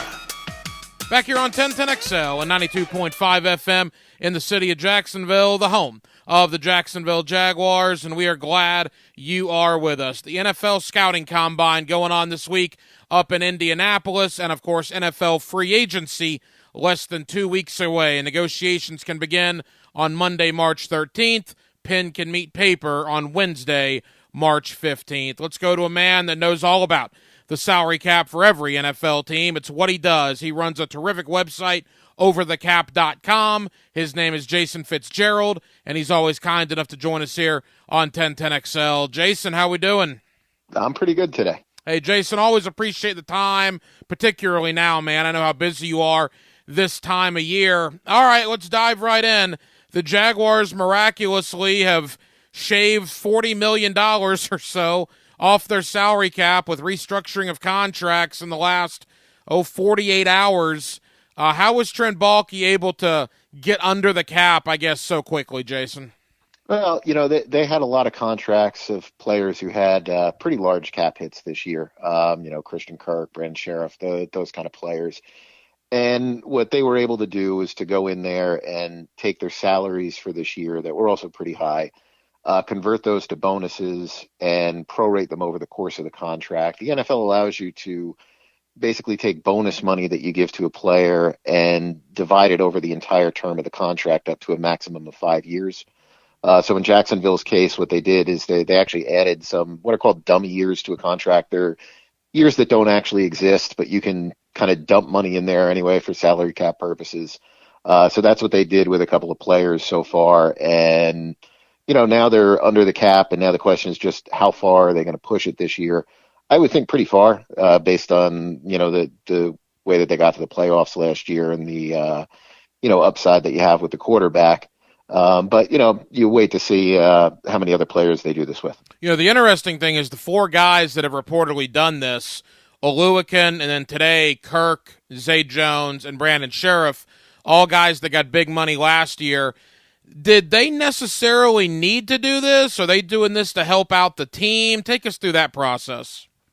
Did the players need to do it, you mean? Yeah, did the players, they had to agree to it, obviously, but this helps the team for 2023. So, yeah, it helps the team for 2023. Typically, when the players first negotiate their deals, they give the right to the team to be able to do this. In this case, it was a little bit different because they added some void years on there, so they did probably have to get them to agree to it. But, it really doesn't change much for them. They're still going to earn the same amount of money. In the case of Zay Jones, his salary was probably guaranteed already for the year as well. So it's doesn't really impact them either way, but it certainly helps the team out because it gives them more flexibility for the year. Jason Fitzgerald, overthecap.com, here with us on 1010XL in Jacksonville. Another deal that got done over the weekend, Roy Robertson Harris. Now, the thought here was that he might be a cap casualty to save against the cap, yet all of a sudden, Jason, we find out he signs a 3-year, $30 million extension, which apparently also clears up some more money for 2023. Again, I don't really understand that. Walk us through that process if you could. So that'll be the same thing. So on his prior contract, he was scheduled to count for about $10 million on the salary cap. The reason most people thought he might be a cap casualty is because it would have opened up about $8 million in cap room had they released him. Instead, they went with the option of extending him. And what they were able to do with that, again, is something similar where most of the salary you pay him this year will be paid in the form of a bonus. And that'll let them kind of divide that charge across 5 seasons. So, that they can probably keep him on the team. And instead of having him at a $10 million cap charge, I don't have the full numbers for him yet, but, probably like a $5 million, $6 million cap charge. So I think they probably looked at that as a no-brainer, keep him on board if they could get him in at that figure. You look at deals like this, Jason, obviously everybody a year from now here will be talking about a Trevor Lawrence contract extension. How does moving this money forward and projecting it out over 4 and 5 years, what will that do to a Trevor Lawrence extension next year? It probably doesn't impact it too much. I think right now what you're focused on if you're Jacksonville is you're just focused on this season. You're focused on making the most kind of out of what you have with Lawrence while he's on this rookie deal. The way the veteran contracts end up working, when you look at the Josh Allens and you look at the Patrick Mahomes and Kyler Murray, and Lawrence will probably end up certainly in that type of contract range if he continues to progress this year. Usually, you have low cap numbers in the first 2 to 3 years of those big extensions, even though the extensions might average close to $50 million a year. The cap numbers are nowhere near that. So Jacksonville really won't have to worry about his cap charges getting pretty high until, something like 2026. And by that time, all these players will be off the team and, you'll have a new set of players that you're bringing in. Jason Fitzgerald, overthecap.com, here with us on 1010XL in Jacksonville. Jason, before we go any further, I want to ask about the impending free agents for the Jaguars. I know what overthecap.com is. I love it. I'm sure a lot of our listeners do as well. For the ones that are listening that maybe are not familiar, briefly explain that website and what you guys do. Sure. So, we track the salary cap positions of every team in the NFL. That's the main thing that we do. So if you pop on the OTC, you can check out what we have for the salary cap numbers for every single player in the league. We have the salary cap positions for every team in the league, and we will break down where every team's or every player's contract ranks within their position. So that can give you an idea when you're looking towards free agency. If we don't do a projection on the player, you can at the very least look at the market for a specific position and say, okay, he probably belongs somewhere in this range. And it gives you an idea as to, what your free agents might be looking for if they want to remain on the team. Jason, there's three guys that Jaguar fans have been very curious since the season ended. We'll begin with Arden Key. Arden Key signed a 1-year, one of those prove-it deals here in Jacksonville, and he basically did prove it. He was very good at times last year. Certainly a guy that probably is going to command some money on the open market. He said publicly he'd like to stay here in Jacksonville. How financially feasible would it be at this point for the Jaguars to bring Arden Key back? Yeah, it probably depends on what he's looking for. The Jaguars have other players kind of at that position. He played, I think, probably about 40% of the snaps for them last year. He's more of a rotational guy. My guess is if he would sign for something in that $6, $7, $8 million a year range, he'd probably, stick in Jacksonville. I think if he's looking more along the lines of 9, 10, 11 million, which is also possible for him to get if you have a team that's real bullish on him, I think then he would leave in free agency. And this is not a great year for free agents, so that money might be out there for players like him that normally wouldn't project anywhere near the top of a market, but he might be looked at as pretty valuable just because there's a lack of free agents this year. Jason Fitzgerald, overthecap.com. All right, the two big ones. We'll begin with Jawan Taylor. It does not look like the franchise tag is going to happen there. That would be $18 million plus. The question here in Jacksonville, is it worth bringing Jawan Taylor back when you do have Walker Little on the roster and you get Cam Robinson back from injury? That's the assumption anyway. What does the market look like at right tackle, Jason, and how much money could Jawan Taylor get if he hits free agency? I think if he hits free agency, he is probably going to be looking at a deal that's in that $16 million a year range, $15, $16 million a year. I think he established himself this year in particular as a pretty solid right tackle. We've seen the numbers for right tackles increase, and I think he would be right at that tail end of like those highest paid players. And again, you're talking about free agency. You're talking about teams that might have some cap room, like the Chicago Bears, teams like that are going to be very desperate for help. And that can push a market for a player like that up pretty high. So I think he'll be probably in that range, 15, 16, 17 a year. Yeah, that's good money for Jawan Taylor. He's played every snap, every game as a Jacksonville Jaguar. He started every game in 4 years here. It's certainly an accomplishment. We'll see if the Jaguars can do something to bring him back. And then the big one, I guess, is Evan Ingram, right? That's the one everybody wants back here in Jacksonville. A little bit of age. He's going to be 29 before the season gets underway next year. So you take that into account a little bit, I suppose. But Trent Baalke has basically gone on record and said, look, he's probably not leaving. Whether we get a deal with him done by March 7th or not, if we can put the franchise tag on him at that point. So it appears Evan Ingram, even though he wants to be back in Jacksonville, that looks like the direction it's headed right now. Yeah, I think that's probably how that will end up as well. He had a very good year after a couple of down seasons with the Giants there. The franchise tag on that position is not a very high number, so that's always a possibility for any of those players. We saw a couple of tight ends get tagged last year. I think the market for him, his is a little tricky only because, he went into free agency last year, and while he did incredibly well, I think this year, I don't know how the league as a whole is going to react to him just based on that time that he had in New York and what you're bringing up about his age. I'm not sure how much that'll play into it. If you look at just what he did this year, I mean, he fits right in with all this group of players that are making between, I'd say 12 and 14 million a year is probably where he belongs. And, if they're looking to make this a little bit of a longer relationship to where he's going to be that safety blanket for Lawrence the next 2-3 years, I would think that's a player that, maybe you tag and then you get a deal done as the, kind of summer rolls on. Final moments here with Jason Fitzgerald of OverTheCap.com. Jason, I'm curious, a guy like you who does this for a living, Trent Baalke got annihilated last year by a lot of outlets for what he did in free agency with Christian Kirk and Ingram and Zay Jones, Brandon Sheriff. You go to the defensive side, Oluokun Fatukasi, Darius Williams, etc. But, man, he hit, like, home runs on all those guys. All of those guys were vital contributors to what the Jaguars did. Just your assessment of General Manager Trent Baalke and the job he's done in basically turning around this organization. Well, they took a lot of risks last year. And when you take a lot of risks in free agency, a lot of times it doesn't pan out. It worked out pretty well for them. So I think you have to give them credit for being able to kind of, I guess, pinpoint free agents that fit the system properly, fit what the coach wanted to do, and just went in there and filled voids for them that just allowed them to grow as a football team. You're trying to use as many resources as you can while you have a quarterback with potential under contract for just a couple $1 million a year.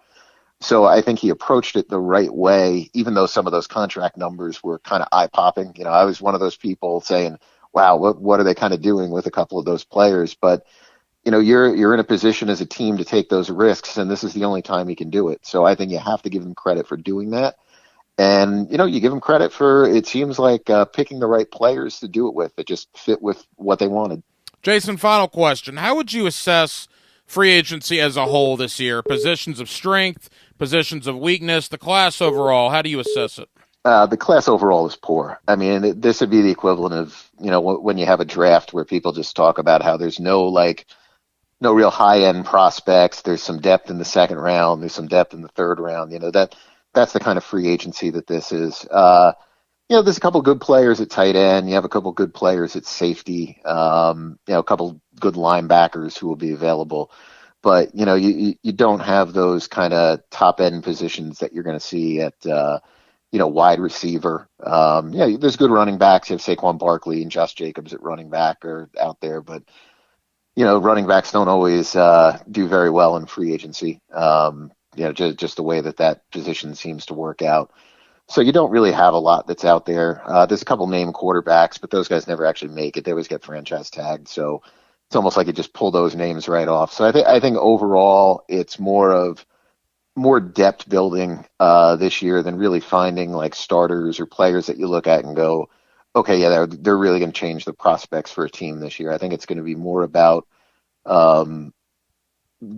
quantity that you can find within free agency rather than, just the one big name that you end up signing.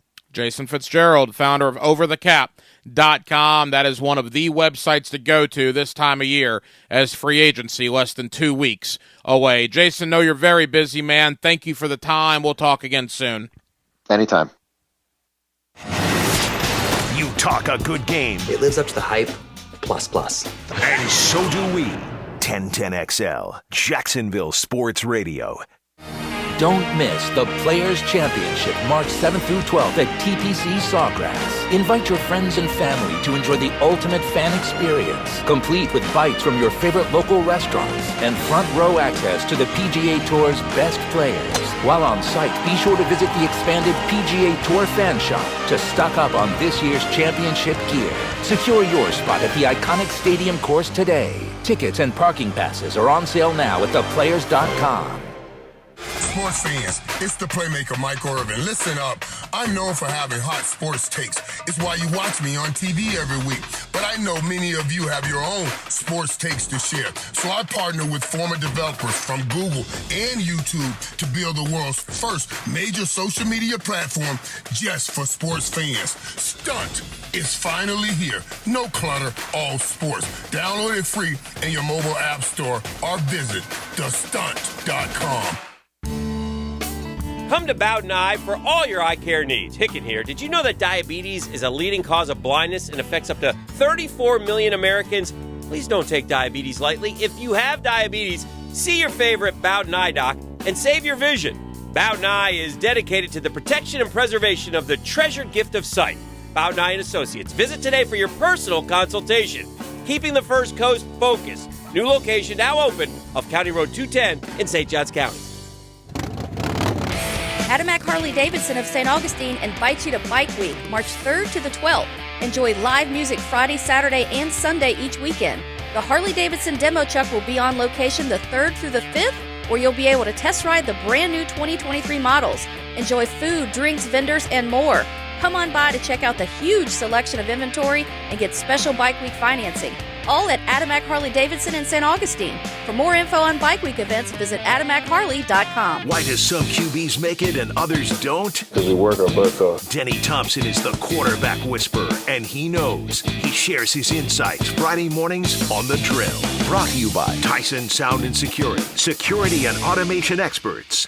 Ready for some baseball? It's almost time for your Jacksonville Jumbo Shrimp. Opening day is April 5th, and 1-to-1 Financial Credit Union has the deal. 1 week only, March 13th to the 18th. Stop by any 1-to-1 Financial branch and pick up BOGO Jumbo Shrimp ticket packages. Buy one, get one. Yeah. That's 20 game vouchers for just $1.95. No blackout dates, only the reserve seats. Yeah. Just hit up your hometown credit union 1-to-1. March 13th to the 18th. Get your BOGO and support the home team. Thirsty Thursday has never been better. Federally insured by NCUA. The winter blues are almost behind us, and we can't wait to get out of the house and be more active. That sounds great, but your achy joints don't agree. Well, time to do something about that. Leon Searcy here. Start with the steroids. Start with the possible surgery chatter. Now there's a better way to get lasting relief. It's QC Kinetics, the nation's leader in regenerative medicine. This exciting approach uses healing properties from your own body, highly concentrated, and then places them directly in your aching joints. It can restore and repair that damaged tissue and get you moving again without pain. Knee pain, back pain, shoulder pain, hip pain. The patient satisfaction report is incredible. And there's no downtime. Listen, the old way of dealing with joint pain are no longer the only ways. If they're telling you that you need surgery, do yourself a favor and call QC Kinetics. Learn more about the wildly popular, all-natural alternative way to get lasting pain relief. No surgery, no drugs. The call is free. The consultation is free. You have nothing to lose. Call QC Kinetics now, 904-274-5522. Locations in Mandarin and Ponte Vedra. Hello, all you Jacksonville sports fans. Don here from Taco Lou. If you're in the mood for some great tacos, cold Dos Equis, and maybe even a sip of some fine tequila, then the Lou is calling your name. Come out to Jack's Beach and experience what many have dubbed the #1 taco in the 904. There are plenty of great taco joints in town, and we're proud to have been around for this long, and we have only you, the fine people of Jacksonville, to thank for helping us grow and become who we are today. Cheers to you, Jacksonville, and thank you from the Lou crew. Taco Lou in Jacksonville Beach. Prosser here for Lifetime Enclosures and Lifetime Flooring. It's getting chilly outside, but you can enjoy the outside inside with a new glass lanai from Lifetime Enclosures, or look ahead and get that backyard ready for spring with a new screened-in enclosure. Maximize the space you have and make it great with Lifetime Enclosures and Lifetime Flooring. They truly are the best in the business. Give them a call today. Lifetime Enclosures and Lifetime Flooring. Showroom just off Phillips Highway. Tell them Prosser sent you. Denny Thompson here. If you're like me, you want your TV room or man cave to look and sound amazing. Football blasting with multiple TVs. But you're probably not sure how to get there. Well, do like I did and call Tyson Sound and Security.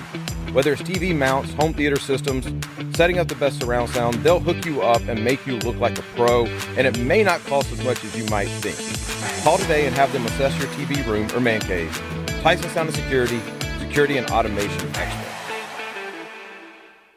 This 1010XL 92.5 FM hour is powered by Anajar and Levine Accident Attorneys. Call 1-800-747-FREE. That's 1-800-747-3733. Now, another interview on the Farah and Farah phone line. Brought to you by the Accident Attorneys at Farah and Farah. Back here on 1010XL and 92.5 FM in the city of Jacksonville. We are glad you are with us. You know, we've been so caught up in the NFL Combine, NFL free agency, spring training well underway in Major League Baseball. And boy, a giant rule change in the game is really affecting the way the game is played. Is this just a spring training thing, or will we see this kind of carryover once the regular season games start in a couple of weeks? Let's go to Andrew Gibson. You get him every afternoon on the Frangie Show. He's also the host of River City Hardball. Episode 2 of that program will be Sunday morning at 11 a.m. here on 1010XL. Gibby, how we doing, man? What's happening, man? I appreciate you having me on this evening. And, yeah, exciting times. Baseball is here. Yeah, no question about it. I want to get to River City Hardball. Your second episode comes up this Sunday. I listened last week, really enjoyed the conversation you had with Brett Myers. I know this week will be very good as well. Before we get to your show, let's talk about your sport. You're a baseball guy at heart, and I got to tell you, Gibby, man, people, when you talk about these spring training games, it's not so much the players, not so much the outcomes. It's all about the pitch clock and how that is completely affecting the pace of these games. You are a baseball diehard. What do you make of the pitch clock and how it's been working to this point? I love it. So I sat down and watched the Mets and the Astros the other day, and this was the first time in Major League Baseball I had really sat down to really watch it. I've watched the Braves, but I've been pretty busy with the show, and I've been doing a lot of JU baseball stuff, so I haven't really had a chance to really sit down until this past week to watch the Mets and the Astros. The pace of it, I absolutely love it, because you think about it. Frangie and I were talking about this a week or so ago. After you watch a game with the pitch clock and then go back and watch what we were doing before, it's one of those things like, how have we not gotten to where we are now before, right? Because there was so much downtime, there was so much needless things that were going on with batters and not getting in the box. And for the most part, pitchers are ready to go. With the pitch clock, I think it's in the pitcher's hands, because the pitcher is going to dictate the pace of it. The pitcher is going to be ready to go. A lot of times it's the batter who's not. And, look, there's some guys that have to reinvent themselves. Like Kenley Jansen, a former closer for the Braves, he had this whole ritual routine before he threw a pitch. You can't do that anymore. You got to change it up. And some guys, they're just going to have to totally reinvent what they've done up until this point. But I think it's a great change. Look, a lot of people are split on it. I'm, for one, love it. This was from Jason Stark, long time with ESPN. He's with The Athletic now. He said on March 1st, the average game time this spring, 2 hours and 39 minutes. 2:39. That is shaved off 22 minutes on average from this point last spring. Pitch clock violations per game, you've got 1 to 2. That's not too bad, really. I mean, for an adjustment period, that's what it's going to take. These guys are going to have to adjust, and they will, I think, adjust to the pitch clock. I heard Aaron Judge, I heard Max Scherzer. They were asked, both of them, about the pitch clock. Both guys love it.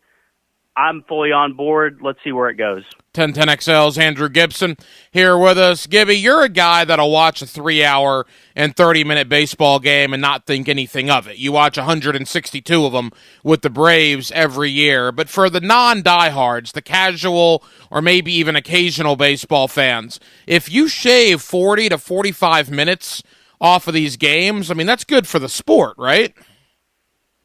I think so. I think, there are some people that will say, look, baseball is a leisurely sport. It should be 3 or 4 hours. If you're going to a baseball game, you've planned out most of your day around that.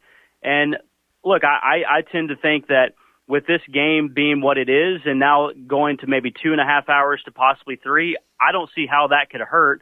To be honest, I wonder if baseball, seeing what it does, we got to see where it goes in the regular season, what the results are. But heck, I honestly wonder if baseball will go into more doubleheaders, because if you're finishing a game in 2 hours, some of these games are like 2:05. I mean, some of these games are really short. I wonder if they'll go to more scheduled doubleheaders, because if you're finishing a game in 2 hours and 30 minutes, you've got time for more, right? I mean, you've got another chance if you're baseball to maybe play 2 games in one day. So, yeah, I think the pace of it, I think the length of the game is something that they've really tried to improve, and I think the examples so far, I think they're doing a good job of it. Gibby, why now? Not just the pitch clock, but all the other rule changes that have gone on in the last year or two. Baseball was always a purist sport, right? They hated change. They didn't want to see their game altered in any way, like we've seen basketball and baseball and football altered. Yet all of a sudden, clearly in the last 5 years, but even so, the last year or two, a lot of different rules have come in, including now the pitch clock, which is completely changing, how we watch the game of baseball. Why now in 2023 are we seeing all this? I think they've digested the numbers over the last couple of years, the numbers being low averages, length of games being a little bit too long. I think they finally said, look, we've got to do something about it. Rob Manfred is the commissioner of baseball. He's somebody that's not afraid to tinker a little bit. He's somebody that, Bud Selig, the former commissioner before him, really didn't do a whole lot of changes like this. Bud Selig was responsible for, the crackdown on steroids for sure, but as far as like fundamental changes to the game, Rob Manfred has been at the forefront of this. And look, I was not sure what to think about a lot of these rule changes. You have to see it first, right? Like you can hear it on paper and say, I hate that. But once you see it and actually experience it, it's different, right? You have to be able to see it in front of you. And I think with this year in particular, for example, last year there were so many hits taken away by the shift. They've now banned the shift. This year going into baseball, you have to have two infielders on either side of second base, right? You can't have a guy in the outfield. You can't have an infielder, playing deep or shallow right field. Because look, last year there were so many guys that hit for a low average mostly because of the shift. Like, take an example, a guy I always bring up, Corey Seager used to play for the Dodgers. He got a lot of money from the Texas Rangers. He's the shortstop for Texas, right? Corey Seager hit like a career low last year. He hit like 240, 245. I saw the stat. If you took away all the hits that he had taken away by the shift, he would have hit like 285, but he hit 240. And so I think this is an approach for the game to up averages, up scoring, everything else. I think they finally said, look, we've got to do something about this, and they finally are. And with a guy like Matt Olson for the Atlanta Braves, he had numerous hits last year taken away by the shift. And now I think he's gone to start the spring training, he was like 6 for 6 or 7 for 7. So I think it's going to improve and increase offense in the game. Yeah, it's been pretty crazy, the shift. And then back to the pitch clock. I saw a video yesterday. A pitcher struck out a guy in 20 seconds. He threw three pitches in 20 seconds and got a strikeout. Quickly, Gibby, because I want to get to River City Hardball, your second episode. Is there any concern that the first time a pitcher blows out his arm because he's throwing, three pitches in 20 seconds as opposed to a pitch every 45 seconds? I mean, there's going to be some kickback on this, right? At some point, a pitcher's going to get hurt because of this, correct? Or am I wrong there? I don't necessarily know. I mean, we'll have to see. Hopefully that doesn't happen. But I think for the most part, Hack, I think the pitchers are ready to go. I think if you had a pitch clock before, you would see pitchers not have much problem with it. There are certain guys that take forever to go, and they've got to change what they're doing. But I honestly think for the most part, these guys are on the rubber. They're staring in. They're ready to go. Max Scherzer is a prime example. Here's a guy that he knows his plan. He's ready to attack. I heard Dallas Braden, who used to pitch for the Oakland A's, threw a perfect game or a no-hitter, one of those, several years ago now. And he said, look, he does a lot of podcasts now, and he said, on the mound, you're either the hunter or the hunted. You're a guy that has to attack the zone. You're a guy that has to be up there and be ready. It's on both guys now. It's on the hitter and the pitcher to be ready to go. And I think that with pitchers, I don't necessarily believe there'll be a problem with injuries. We'll have to see how it goes. But I just think for the most part, they're ready to go. Now, for a hitter, I think the hitters, it's already the hardest thing to do in sports, hit a baseball. I totally think that. It's so hard. Think about this as a hitter, right?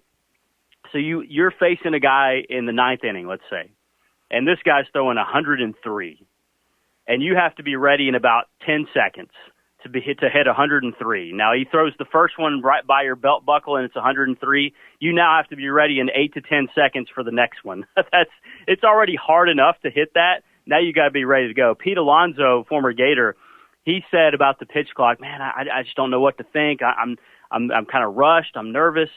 So the first at bat, grounded out, strike out, whatever he did. The very next at bat, he hit a home run. Mm-hmm. So these guys are going to adjust. I think it'll be just fine, to be honest. Andrew Gibson here with us. All right, Gibby, episode 2 this Sunday, River City Hardball. You're going to be on at 11 a.m. here on 1010XL and 92.5 FM. What can people expect Sunday morning? We've got the bomb squad coming in this week, man. We've got First Coast head coach Stephen Barnes and 2024 Florida State baseball commit Hunter Carnes is going to join us, both head coach and player, live in studio, 11 a.m. to lead things off on Sunday morning. First Coast is 3-1 through 4 games. Their catcher, Hunter Carnes, is one of the best, if not the best, baseball prospects in high school baseball here in Jacksonville. First Coast has played 4 games. Hunter Carnes has hit 3 bombs in those first 3 games. So those guys are really, really, really good. And I think you might see the next Buster Posey coming through Jacksonville with Hunter Carnes, and he's going to lead off the show at 11 a.m. on Sunday. And then also we're going to have 2 college guys come on the show as well from JU and UNF. First of all, from the Dolphins of JU. They just upset Florida this week, going over to Gainesville, winning on Wednesday night. We've got Chandler Howard coming in. Chandler is a freshman on this team at JU, and he has hit 3 home runs already. His first 3 home runs, 2 of the 3 he's hit against Florida State and Florida. And this is a freshman at JU that's DHing for the most part, a left-hand hitter that hit a absolute bomb over the scoreboard against Florida on Tuesday night. It's one of the longest home runs I've ever seen at JU Stadium. So Chandler Howard, a freshman, is coming in as well. And then lastly, we're going to have a guy from UNF, a local guy, Cherokee Nichols, played his high school ball at Fletcher. Cherokee has hit 2 home runs already for UNF, and he is playing and starting in right field for the Ospreys. So Cherokee Nichols is also going to come on as well. UNF has hit a ton of home runs already this year. We're talking to you tonight. The Ospreys, as of Friday evening, had hit 18 home runs. That is more than Tennessee, Alabama, and Georgia in college baseball. So Florida, the University of North Florida here in Jacksonville, is really playing good baseball. They're 4-5, but they've really hit their stride a little bit, I think. And Cherokee Nichols, their right fielder, is going to be on the show as well. If you are a baseball fan, River City Hardball, Sunday morning, 11 a.m. here on 1010XL with Andrew Gibson. That is the spot for you. Gibby, really enjoyed last week. Can't wait for this Sunday. Have a great weekend, my friend. We'll be listening Sunday morning. Hey, man, thanks for the opportunity to be on. I really appreciate it. Have a great weekend. And thank you to my friend Andrew Gibson for joining us tonight here on Hacker After Dark. Again, Gibby's show Sunday morning at 11 a.m., River City Hardball. Be sure and give it a listen. And yeah, the baseball complexion of the game completely changes with that pitch clock. If you have not seen any of these spring training games, boy, it goes a lot quicker. You're going to be shocked. These games are going 20, 30, 40 minutes shorter than normal games have been going in the past. So it'll be interesting to see if this continues once regular season baseball begins in a couple of weeks. Well, that'll just about do it, not only for a Friday night edition of Hacker After Dark, but for the week. It has been a very busy week here on Hacker After Dark, and we certainly thank you guys for hanging out with us on 1010XL and 92.5 FM. Thank you tonight to Andrew Gibson of The Frangie Show and the host of the brand new River City Hardball program. Thank you to Jacob Rudner, 247sports.com, covering the Florida Gators as the Gators begin spring football tomorrow, spring number 2 for Billy Napier and his staff down there in Gainesville. You also heard from my friend, former Jaguar, Pro Bowl offensive tackle Leon Searcy on his thoughts on the Jacksonville Jaguars, the Combine as well, and Jason Fitzgerald, OverTheCap.com, the founder of OverTheCap.com, stopped by tonight to kind of do an off-season to-do list, a checklist, if you will, when it comes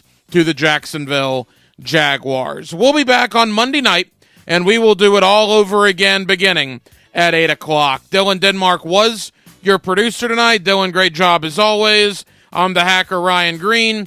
And Jacksonville, thank you for spending your Friday evening and your week with us right here on Hacker After Dark on 1010XL and 92.5 FM. So for all of us here on HAD, have a terrific weekend, everybody, and we will talk to you Monday night beginning at 8 o'clock. Until then, good night, Jacksonville.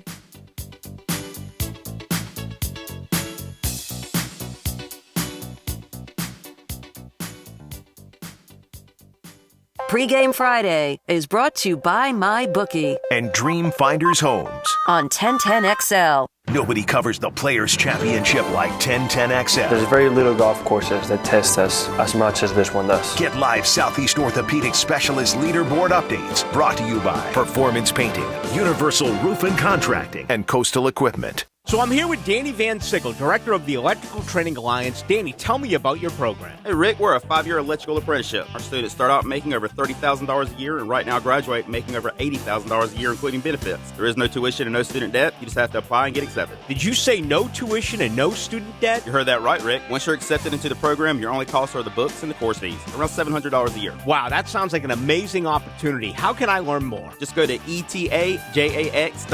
Apply by May 18th. Hi, this is Dave Barker. Want to grow your hair back?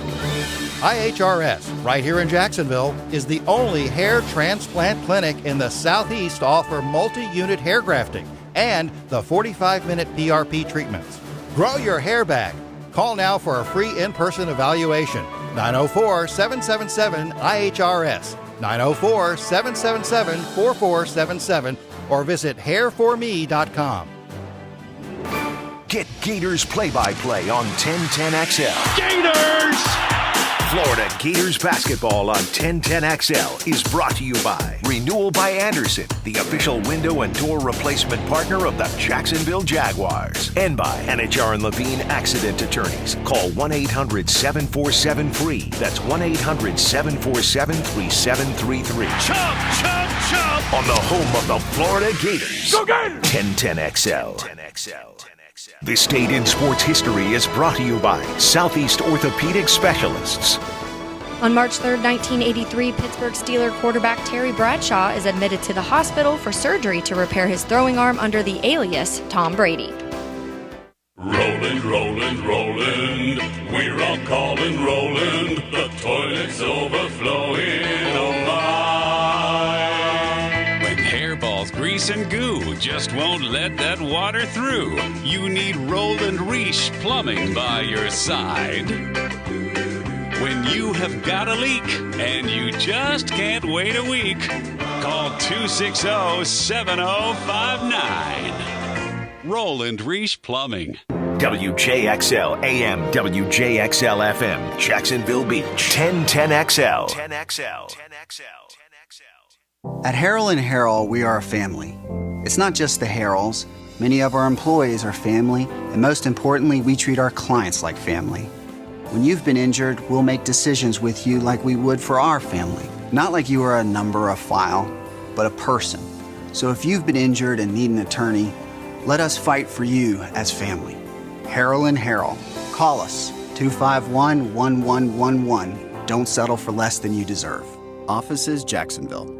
They've been called the American Led Zeppelin, selling out shows and leaving audiences feeling like they just experienced an actual Led Zeppelin performance. Yeah, mama said the way you move. And they're back at the Florida Theater.